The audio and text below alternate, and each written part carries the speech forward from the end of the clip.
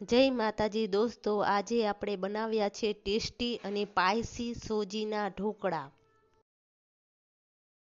તમે વિડીયોમાં જોઈ શકો છો કે મેં સરસ મજાના પોચા પોચા રૂ જેવા સોજીના ઢોકળા બનાવ્યા છે।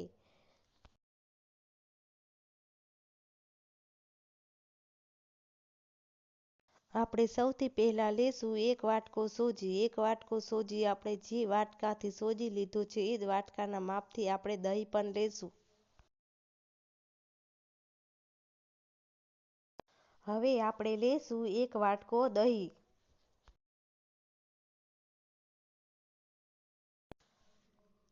દહીં અને સોજી બંને સરખી રીતે મિક્સ કરતું જવાનું। સરખી રીતે મિક્સ થઈ જાય પછી આપણે લેશું એક વાટકો પાણી। પાણી આપણે જરૂર મુજબ નાખશું। આપણું બેટર બહુ ઝાઝું પાતળું નથી થવા દેવાનું, થોડુંક ઘટ રહેવા દેવાનું છે।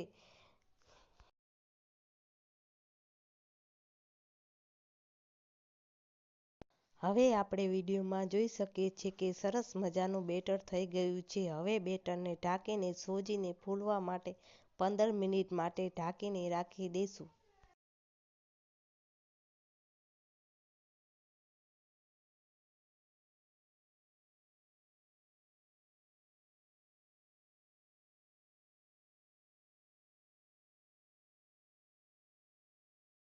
આપણે સ્ટીમરમાં પાણી ગરમ થવા માટે મૂકી દઈશું। ઢોકળા બનાવવા માટે થાળીમાં તેલ લગાવી લઈશું અને થાળીને સ્ટીમરમાં રાખી દઈશું ગરમ થવા માટે।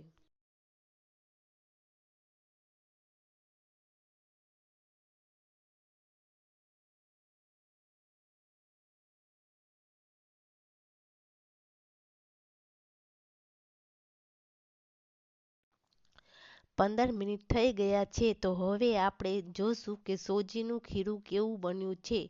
તમે વિડીયોમાં જોઈ શકો છો કે સરસ મજાનો સોજી ફૂલીને તૈયાર થઈ ગયો છે ને સરસ મજાનું ખીરું બની ગયું છે। તો હવે આપણે નાખીશું સ્વાદ અનુસાર મીઠું।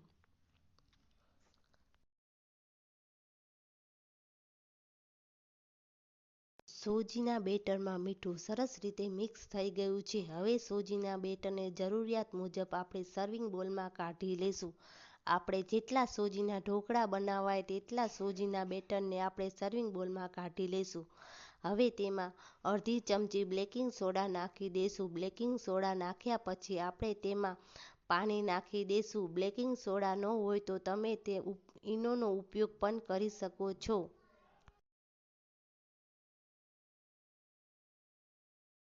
તમને ઢોકળાનું બેટર થોડુંક જાડું લાગે તો તમે તેમાં પાણી ઉમેરી શકો છો। હવે તેમાં 1 ચમચી તેલ નાખીશું। 1 ચમચી તેલ નાખીને ઢોકળાના બેટરને સરખી રીતે મિક્સ કરી લેવું। મિક્સ થઈ જાય પછી ઢોકળાના બેટરને આપણે ગરમ થવા માટે સ્ટીમર મૂક્યું હતું, તેમાં થાળી પણ તેલ લગાડીને રાખી હતી। હવે તે સ્ટીમરમાં આપણે ઢોકળાનું બેટર રાખી દઈશું। સ્ટીમરમાં થાળી રાખી હતી તેમાં આપણે ઢોકળાનું બેટર રેડી દીધું છે। હવે ઢોકળાનું બેટર રેડીને પછી બેટરને સેટ કરી લેવાનું ને તેના માથે કાશ્મીરી મરચું ભભરાવી દેવાનું છે। હવે ઢોકળાના બેટરને 15 મિનિટ માટે ઢાંકીને તેને 15 મિનિટ માટે કૂક થવા દઈશું। કૂક થઈ જાય પછી 15 મિનિટ પછી આપણે જોશું। 15 મિનિટ થઈ ગયા છે। મેં સ્ટીમર ખોલી લીધું છે અને સોજીના ઢોકળા બનીને તૈયાર થઈ ગયા છે। તમે વિડીયોમાં જોઈ રહ્યા છો કે મેં ચપ્પાની મદદથી ઢોકળાને ચેક કરી લીધા છે અને ઢોકળા બિલકુલ સરસ મજાના થઈ ગયા છે। હવે ચપ્પાની મદદથી સોજીના ઢોકળાના નાના નાના પીસીસ આપણે કરી લઈશું। તમે વિડીયોમાં જોઈ રહ્યા છો કે સરસ મજાના સોજીના ઢોકળા બન્યા છે અને ચપ્પાની મદદથી મેં સોજીના ઢોકળાના નાના નાના પીસીસ કરી લીધા છે। મેં સરસ મજાના સોજીના ઢોકળા પોચા પોચા રૂ જેવા બનાવ્યા છે। તમે પણ મારો વિડીયો જોઈને તમે તમારા ઘરે આવા પોચા પોચા રૂ જેવા સોજીના ઢોકળા બનાવી શકો છો।